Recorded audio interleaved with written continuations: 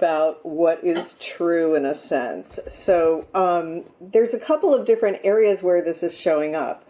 One is in the idea of science. Even though we've advanced very far technologically, many people do not believe in science, and it causes a conflict with those that do.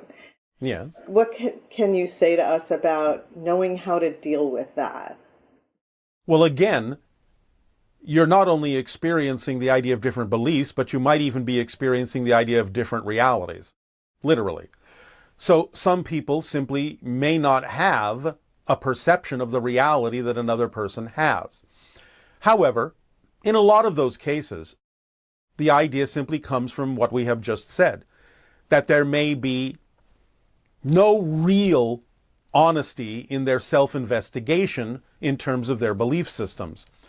They may have great fear or have been trained to have fear as a reaction to certain things because of the definitions that they've been taught to attach to those things and what it means about the person, who may feel powerless, who may feel uneducated, who may feel unworthy, who may feel less than, so that they're unwilling to explore things that would put them in touch with the fear-based belief systems that they're attempting to avoid. So this is why, again, it's so very important to have this great honesty in your self-evaluation, because most people will generally find, if they are willing to investigate themselves deeply with great honesty and integrity, that they have simply been afraid to allow certain ideas into their lives because of what they think it means about them if they do so, or that they may find themselves unable to cope and find themselves lacking or wanting for being a more expanded consciousness. So there will be a lot of avoidance of things in a variety of ways. And I'm not just necessarily talking about one side or the other. This can happen in any particular direction. And again, this is why it's so important to have great honesty and a willingness to explore why someone might reject something or why someone might hold on to an idea a little bit harder than they otherwise might. It's always going to start with the idea of honest investigation of what you believe to be true in relation to that thing about yourself and your self-worth. So also in the area of conspiracy theories, a lot of people are attracted to that. And is the idea that if someone is focused, highly focused on conspiracy theories, that they will generate that reality for themselves? Of course.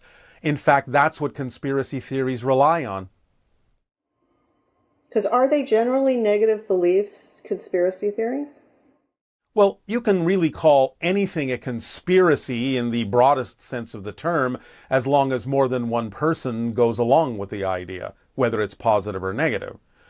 That's just a general idea, because the original root word conspire simply means to breathe together, to have the same ideas, to have the same thoughts that reinforce one another, and to move in a certain direction with more than just yourself, with other people who are conspiring with you to move in that direction.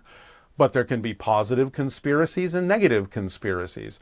So the idea again comes down to, are these based on fear-based beliefs, or are they based on love-based beliefs, joy-based beliefs, empowering beliefs or disempowering beliefs? Beliefs that allow you to feel you are being controlled or manipulated or pushed in a certain direction that may not necessarily be to your benefit, or whether they are allowing you more freedom to choose and expand your consciousness as you see fit.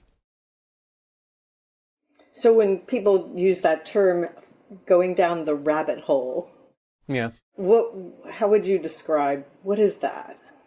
Is that like falling into a belief that you can't verify is true and then allowing that to become your guiding principle? It can be. The term falling down the rabbit hole usually means that once you have locked into a particular belief system, especially one that might be actually fundamentally negative, it's going to spiral you downward energetically in such a way to make it more challenging to find your way out of it. Because again, it's not necessarily going to be the kind of belief system that gives you the freedom to know you can choose other belief systems. You become locked into a particular belief system energy, and the negative ones make it much more challenging to know that there's even a chance of finding your way out. So, what is like mind control? Is there such a thing? And why are people thinking they're susceptible to mind control? Well, again, when an individual has an incredible lack of self-worth, they always look to some other authority to define their life for them. And because they feel abandoned or lost without that kind of authoritative input, they feel like they are adrift or disconnected without someone else to guide them. They will usually swallow anything that comes along that makes them feel as if someone is going to give them a purpose which they have been unable to give themselves. Okay, so if you're trying to discern between censorship versus community, self-governing behavior, let's call it that. Yes.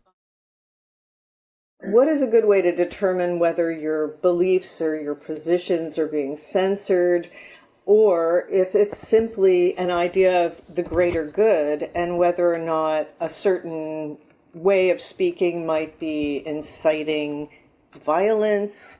Yes. Well, some of this also will come down to the actual physical, or shall we say, sociological laws that you have instituted as part of your society. Some of it will be determined based on the laws you have created for yourselves to guide yourselves.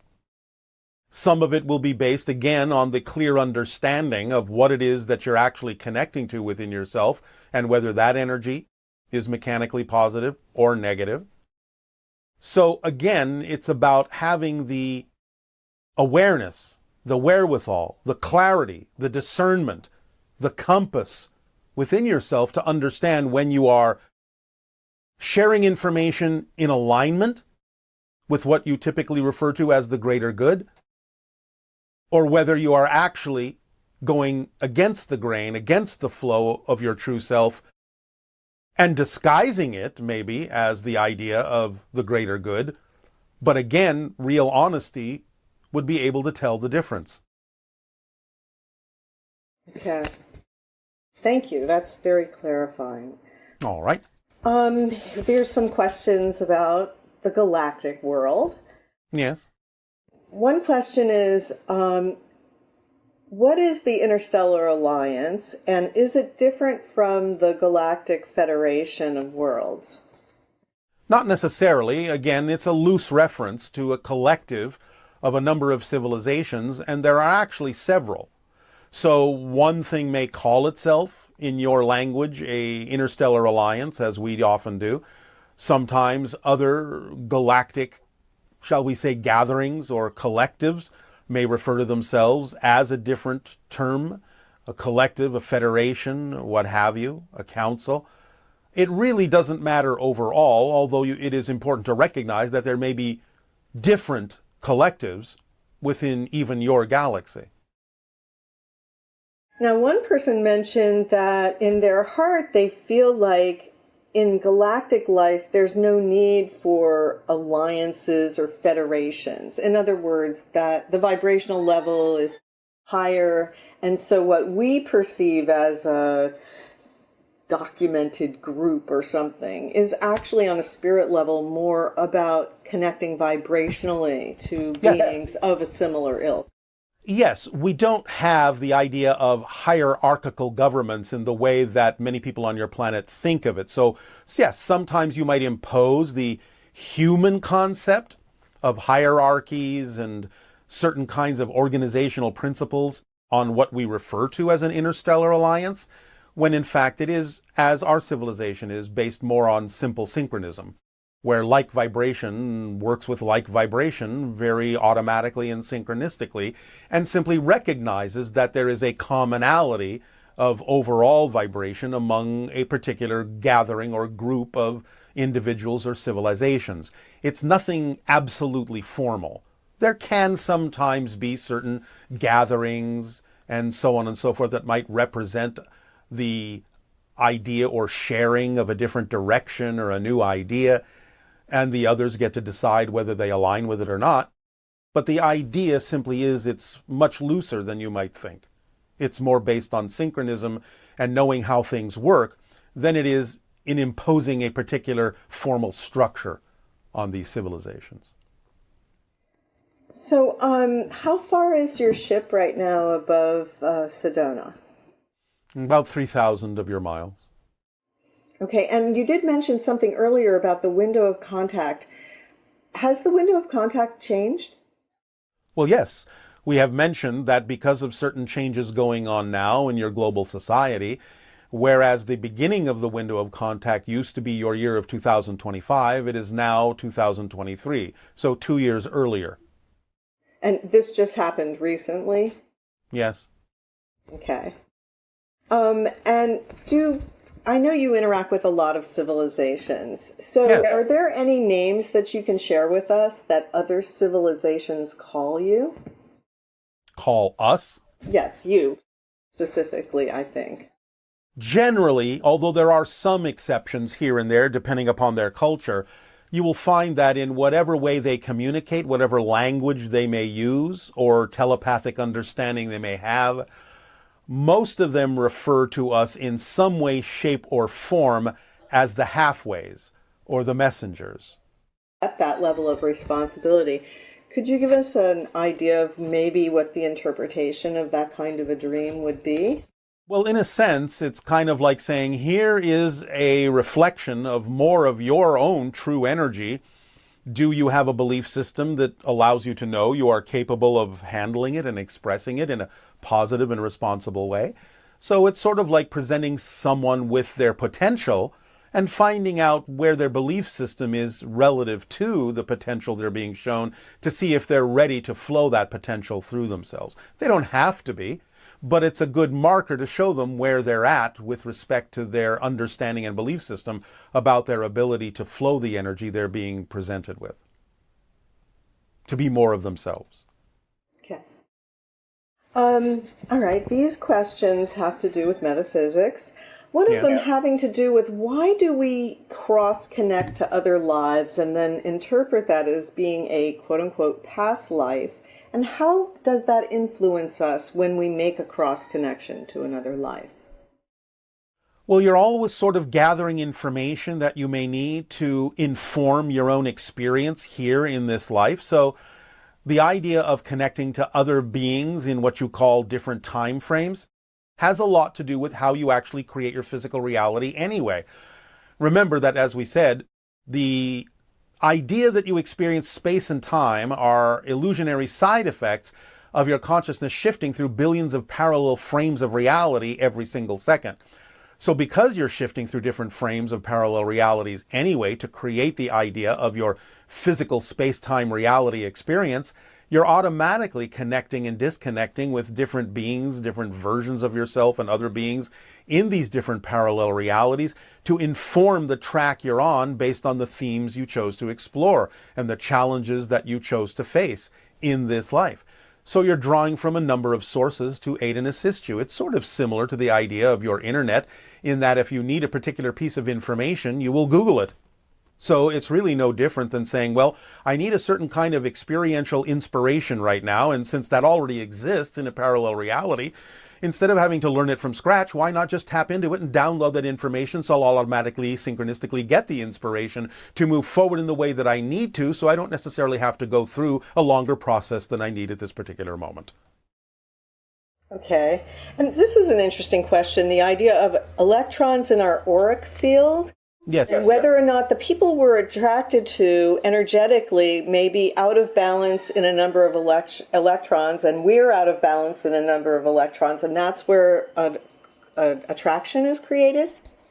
Is that? Well, yes and no. It can be used that way. It's one way in which you can interpret the idea of the electron field that is just above your skin and part of the auric field around your body electromagnetically. But depending upon the spin rate of those electrons will determine many different things, including possibly, potentially, in certain cases, ideas of attraction or even ideas of repulsion.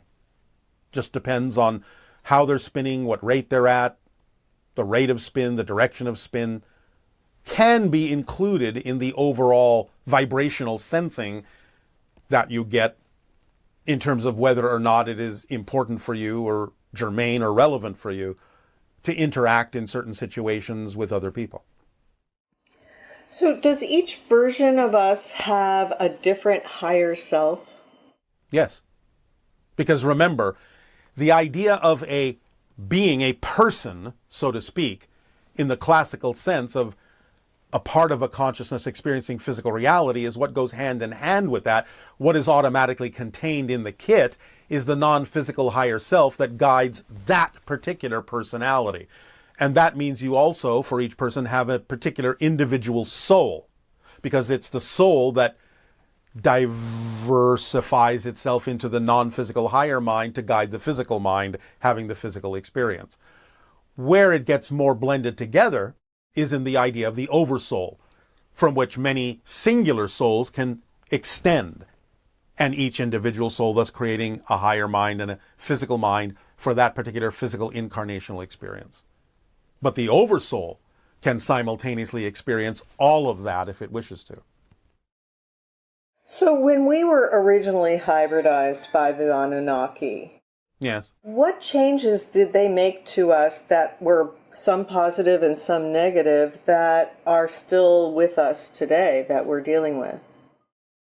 It is highly likely you would not have the religious structure that you have in certain religious organizations if you didn't have that experience, because what was instilled in the genetic makeup at that time was the idea that you are required to rely on the idea of an authority figure as an intermediary between you and your connection to all that is.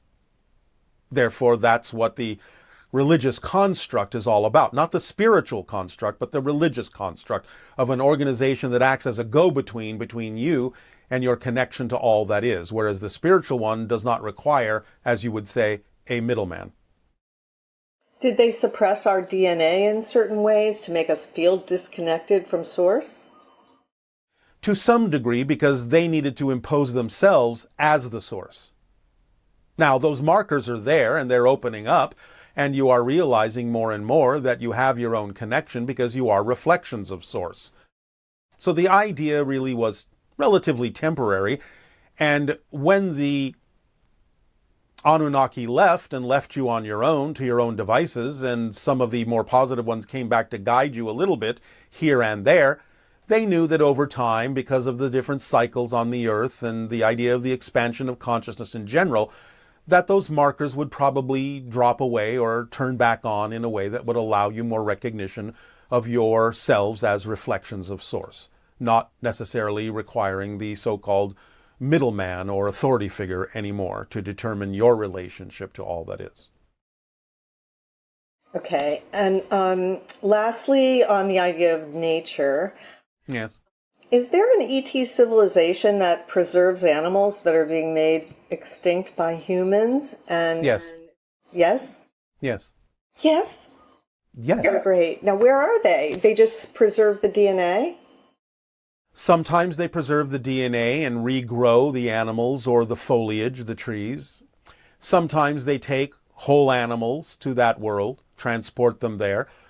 You, as a human society, would rarely miss many dozens of animals of a particular species, because you're simply not always that in touch with how many of them there actually are anyway.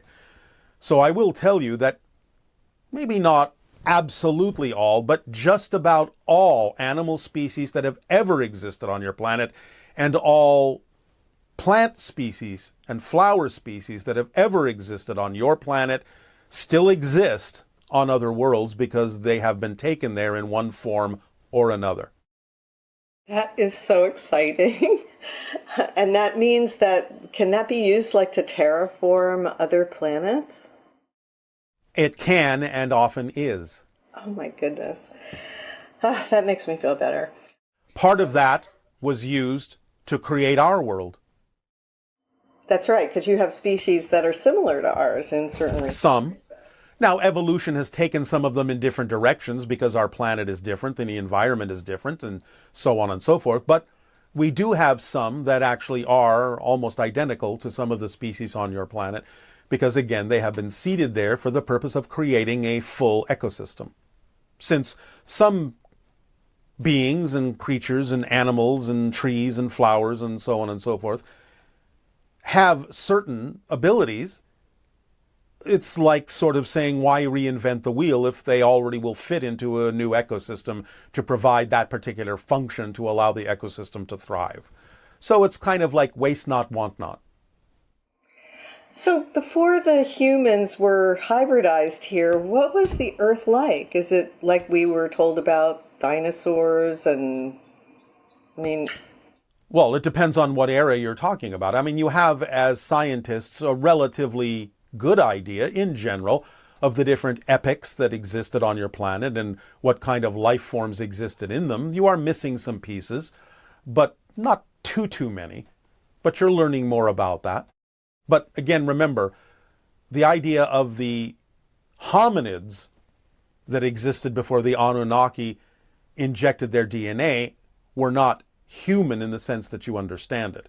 They were humanoid or human-like hominids, but not actually Homo sapiens.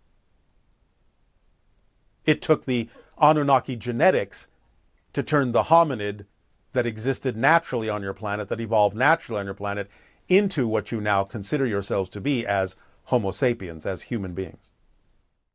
So interesting, the timing of the beings that they chose to use to hybridize would all be dependent on the level of evolution that we had achieved at that particular stage. In some senses, yes, although there was quite a wide window there, because remember, they visited your planet several hundreds of thousands of years ago. So there was quite a long window of the idea of humanoid or hominid species existing on your planet for millions of years before they arrived. They knew it might be likely that they might find such life because of what you call panspermia, where different kinds of genetic material, DNA, is delivered to different planets on comets and asteroids and meteors. And thus it is not uncommon in certain sections of the galaxy to find somewhat similar life on a variety of planets, even though there may be vast differences. Certain sections are seeded in certain ways, and therefore there are clusters of planets within the galaxies when they are capable of harboring life that have some similarity between them, whereas in other clusters there may be a very different kind of life that was seeded from a different source altogether in the galaxy. But you will find that the idea of certain similarities exist not just on individual isolated planets, but on clusters of planets within the galaxy because of the way in which certain genetic material from different kinds of beings were spread throughout the galaxy. So what is the purpose of viruses, and are they conscious? Everything is made of consciousness. That doesn't mean that they are self-aware in the same way that you are.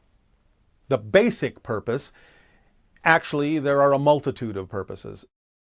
Some of them are for the purpose of maintaining the physiological genetic strength of a species and removing those that aren't necessarily strong, so they can vacuum up the genetics in a way that can be reintroduced in a way that a new species can use them to maintain strength by becoming used to the idea of the way that the virus uses the DNA material and becoming immune to the negative effects over time.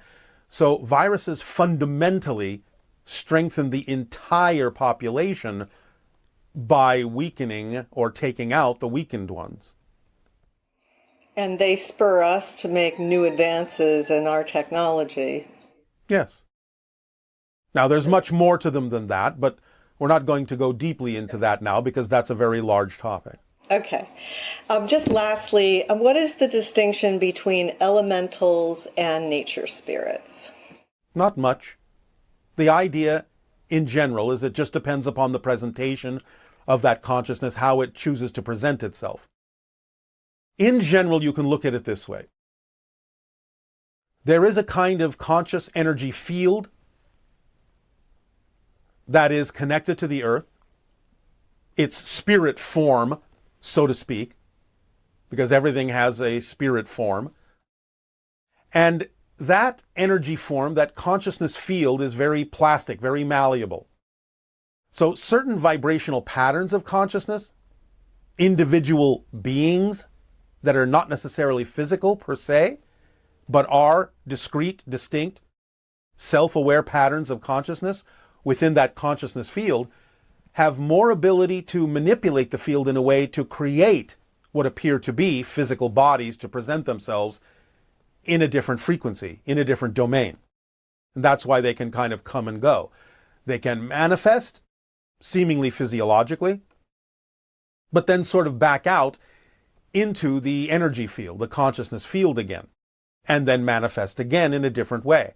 That's why many nature spirits are shapeshifters and are usually invisible to many of you if your senses don't extend that far into their particular non-physical domain, and can appear to people in many different ways, in many different times, in many different places, in many different shapes.